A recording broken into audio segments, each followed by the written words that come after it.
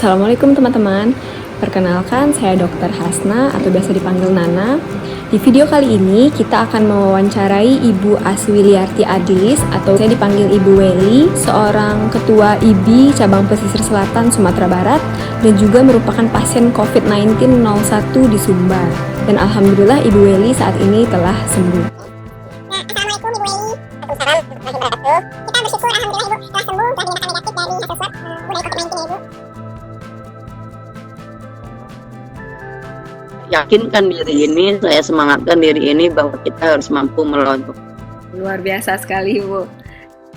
Perjuangannya harus kita bagikan kepada teman-teman lain yang mungkin sedang berjuang juga melawan COVID-19 ini.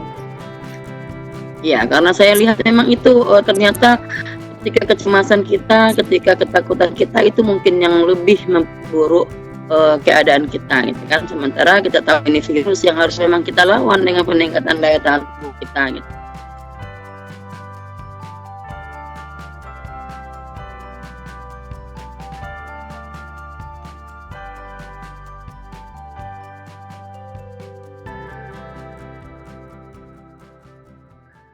Lalu selain obat-obatan yang diberikan di rumah sakit, kira-kira Ibu apakah ada mengkonsumsi makanan atau minuman lainnya yang mungkin membantu selama menjalani isolasi? Jadi waktu itu di rumah sakit kan jelas kita diberikan obat demam dikasih obat demam, Ya. kalau obat batuk dikasih obat batuk gitu ya. Untuk gejala. Kemudian juga ada dikasih obat antivirusnya, tapi kan kita belum tahu juga sampai sejauh mana reaksi dari obat. Ya, Bu. Saya memang bantu dengan obat minum-minuman ramuan tradisional ya. Jadi setiap hari paripar saya selalu ngirimin minuman rebusan air spray kayak jahe kunyit gitu ya. Nanti saya minum tambah dengan jeruk nipis dengan madu. Itu satu hari keluarga saya ngirim termos yang besar sehingga ketika saya minum masih hangat. Ya kan, selalu hangat. Ya, Bu. Hari dikirimi air. Kemudian juga selain buah itu wajib ya, buah-buah jeruk ya kan, pir, naga itu selalu saya makan setiap hari sekitar 1 kilo satu hari. Karena makanan itu waktu itu masih belum bernafsu, apalagi memang mungkin makanan rumah sakit yang belum terbiasa dengan kita kali ya, memang agak susah. Jadi memang buah-buahan, minum-minum seperti itu. Kemudian juga saya makan sari kurma, kemudian habatus sauda, memang lebih ya pokoknya apapun yang disampaikan orang, apapun yang saya baca gitu kan, saya coba semua. Minum Kata konsumsi semuanya. minum lemon tea, saya disuruh minta tolong kirimin jeruk lemon, jadi saya di sana bikin teh sendiri, kasih sesuatu kayak lemon gitu ya, saya bikin sendiri. Kemudian daun sirih juga harus dikonsumsi, saya coba. Jadi ikhtiar ini memang semuanya dilakukan gitu. Yakinkan dengan segala ikhtiar itu, terserah mana mau nanti akan berhasil, yang penting saya akan mencoba apapun yang disarankan oleh kawan-kawan atau rekan dari luar. Alhamdulillah, Masya Allah, berarti memang benar-benar selain dibantu dengan obat-obatan dari rumah sakit, juga kita berusaha juga mengkonsumsi makanan dan minuman yang bergizi ya Ibu. Ya itu memang. Jadi saya nggak minum susu, hari itu saya minum susu gitu kan. Betul prinsip bagaimana meningkatkan daya tahan tubuh, bagaimana meningkatkan stamina. Iya, Bu.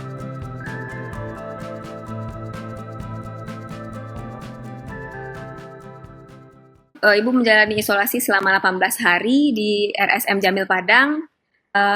Ibu pulang dan sampai saat ini apakah masih ada keluhan atau bagaimana Ibu? Jadi waktu di Jamil Padang itu di hari-hari terakhir, hari tanggal 9 April saya keluar dari rumah sakit Dr. Jamil Padang. Itu memang sudah dengan semangat baru, rasanya tidak ada keluhan lagi gitu ya. Entah karena bahagianya, saking senangnya mungkin sehingga tidak merasa keluhan apa-apa. Saya terpikir hanya pulang ketemu dengan keluarga.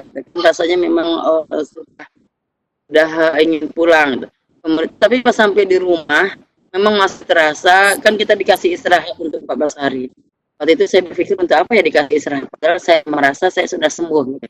Ternyata memang sampai di rumah saya merasakan masih letih, masih lelah, belum bisa beraktivitas seperti biasa, walaupun mungkin gejalanya sudah tidak ada lagi, tidak ada batuk, tidak ada sesak, tidak ada. Tapi yang saya rasakan memang masih lelah, Masih masih lepas. letih. Apakah ini memang apakah efek karena terisolasi selama sekian hari, tidak dapat cahaya matahari atau apa, saya juga nggak tahu. Iya, Bu. Cuma memang yang kita rasakan itu hanya letih, lelah, gitu kan. Yang semakin hari memang semakin membaik. Alhamdulillahirrahmanirrahim.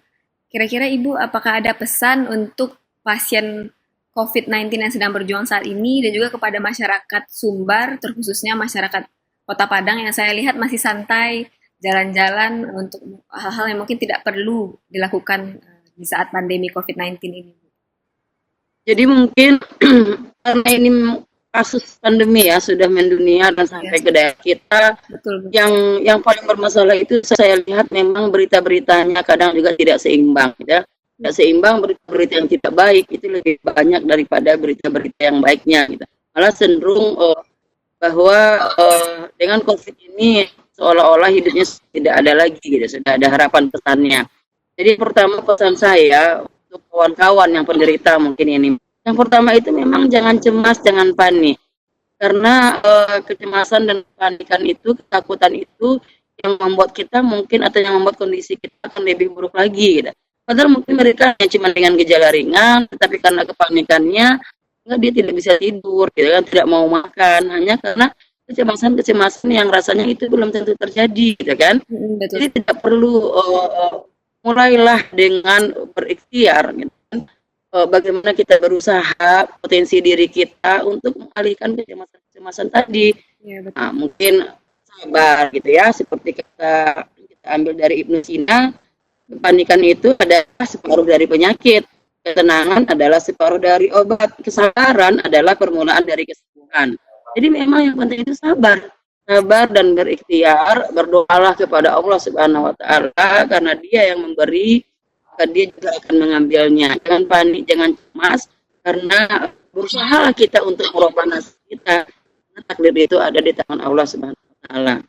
Mungkin itu untuk penderita COVID ya. Jadi sekali lagi saya ingatkan, jangan cemas, jangan khawatir ya. Sabar, selalu berikhtiar dan upayakan untuk meningkatkan daya tahan tubuh kita. Usahakan makan, selalu doa, tentu ikhtiar yang lain juga harus kita lakukan.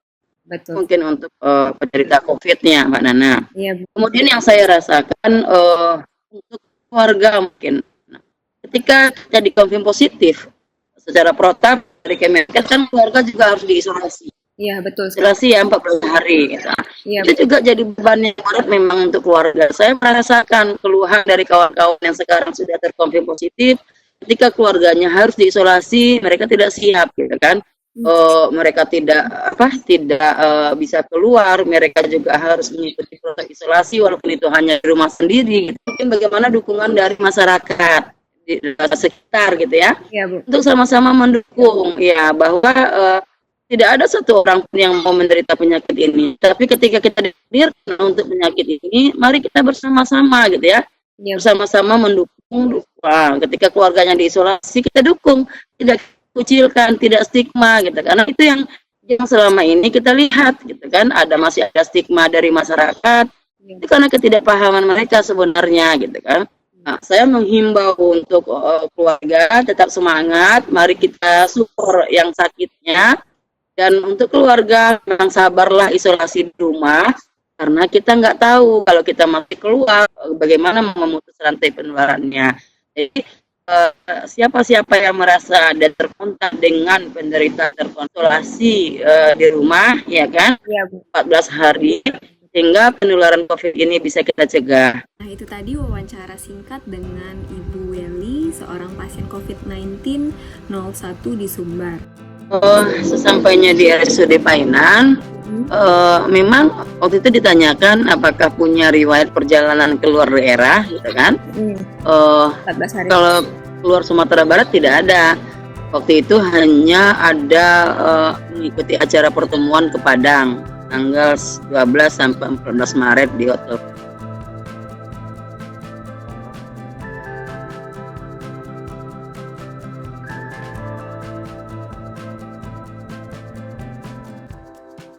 Satu saya sebagai PDP.